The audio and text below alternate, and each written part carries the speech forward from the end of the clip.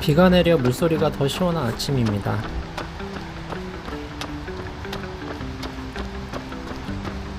아침 일찍 달리기 위해 성북촌으로 나왔습니다.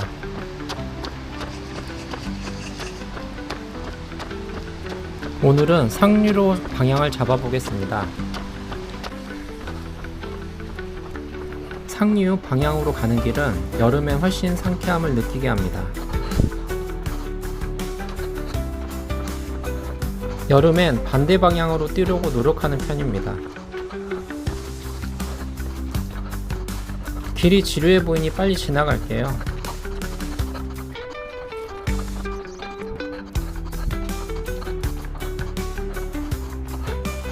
오늘은 최근에 읽은 일본어 명대사 필사집이란 책을 이야기해 보겠습니다. 일본 영화는 잔잔한 듯 하면서도 핵심을 찌르는 주제를 가진 영화들이 많았습니다. 이 다리가 정평천 시작 지점입니다. 어쩌면 그런 영화들만이 우리나라에 소개되고 또 제가 보게 된 것인지도 모르겠습니다. 시간이 흘렀음에도 불구하고 여러 장면들이 기억에 남아 있습니다. 영상미가 인위적이지 않고 자연스러운 풍경들이 영화에 담겼던 것을 기억합니다. 책에 나왔던 영화 중에 저도 본 영화를 이야기해 보겠습니다. 먼저 고레에다 히로카즈 감독의 영화입니다. 주로 영화 언어는 가족이라고 할 수 있습니다. 괴물이라는 영화 대사 중엔 행복에 대해 말하는 장면이 있습니다. 누군가만 가질 수 있는 건 행복이라고 하지 않아. 누구나 가질 수 있는 걸 행복이라고 하는 거야. 영화 속 다양한 어른들이 아이들의 삶을 보고 있습니다. 그런데 그 행복의 관점과 해석이 서로 다릅니다. 결국 그런 어른들의 관점의 차이가 아이들을 스스로 행복을 찾아가도록 몰아갑니다. 그렇게 아버지가 된다라는 영화도 마찬가지입니다. 아이가 바뀐 걸 알게 된 부모의 심리란 어떨까요? 피가 이어지지 않은 아이를 지금처럼 똑같이 사랑할 수 있냐는 질문에 사랑할 수 있어요. 닮았느니 안 닮았느니 그런 것에 집착하는 건 아이와 이어져 있지 않은 남자들 뿐이라며 일갈합니다.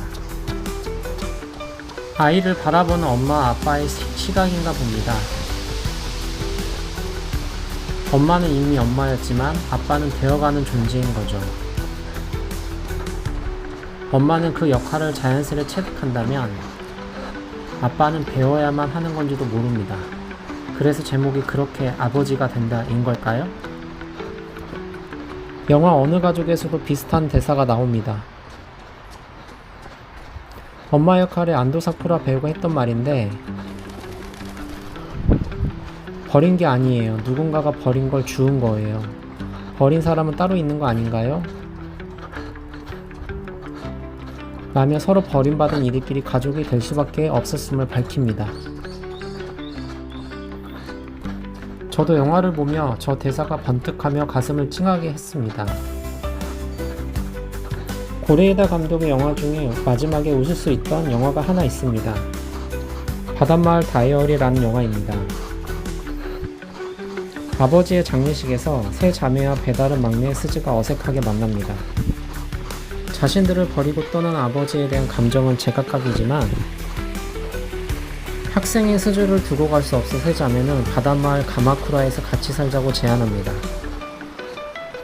그리곤 정이 들어 스즈는 여기 있어도 돼 언제까지나 라고 말하는데요. 스즈도 여기에 있고 싶어 언제까지나 라고 대답합니다. 고레에다 히로카즈 감독은 정말 꾸준히 가족의 의미를 영화로 질문하고 설명하고 양해를 구하는 듯 합니다.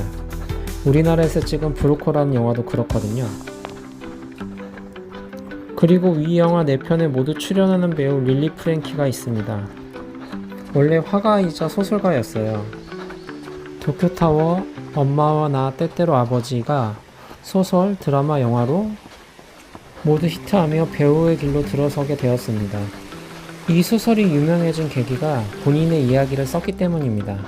굉장히 재밌고 슬프지만 마지막에 힘이 되는 그런 이야기입니다.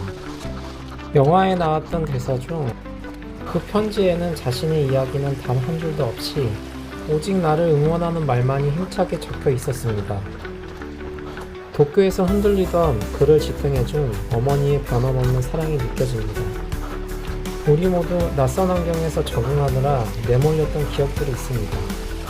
그때 무엇이든 나를 잡아주었기 때문에 이렇게 살아가고 있는 것이 아닌가 싶습니다.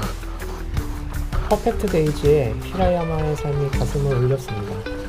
지금의 가치를 다시 보게 한다는 저자의 말에 깊이 공감합니다. 다음은 다음이고 지금은 지금.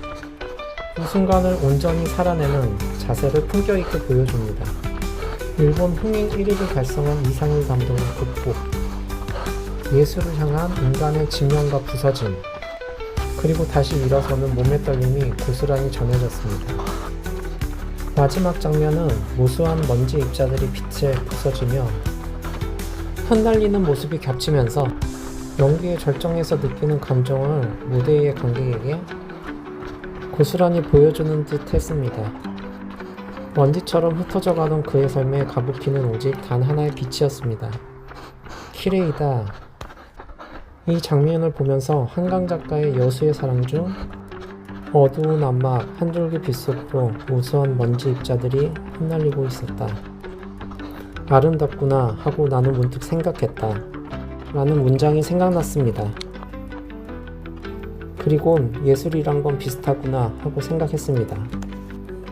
뛰다 보니 여름 코스모스라고도 하는 금계국도 보입니다.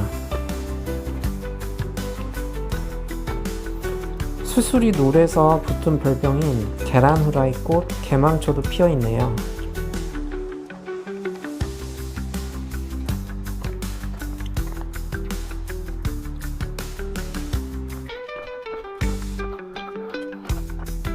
잠시 꽃을 감상하고 다시 뛰어봅니다. 비가 와서인지 평소보다 더 숨이 가쁩니다.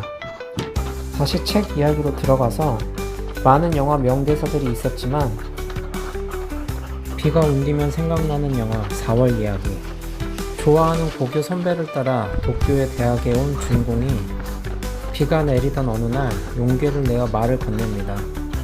우산을 빌려도 될까요? 이건 다시 돌려드리러 올게요. 이 한마디에 부끄러움도 봄의 설렘도 가득 담겨 있습니다. 마지막 영화로 제가 참 좋아하는 영화입니다. 제목이 굿바이입니다.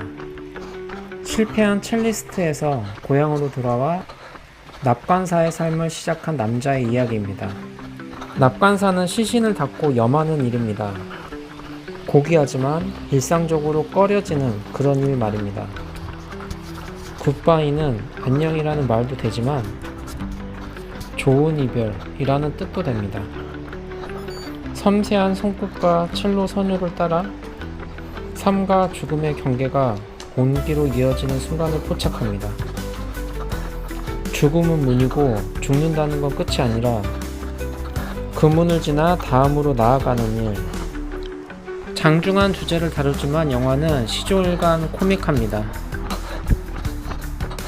영화 이야기는 할 때마다 새로운 해석이 불어납니다. 일본어 명대사 필사집은 짧고 산뜻하게 읽기 좋네요. 좋아하는 일본 영화가 있다면 추천드립니다. 남은 길은 빠르게 가보겠습니다. 영상 말미에 이 길에서 살고 있는 고양이들이 있으니 확인해주세요.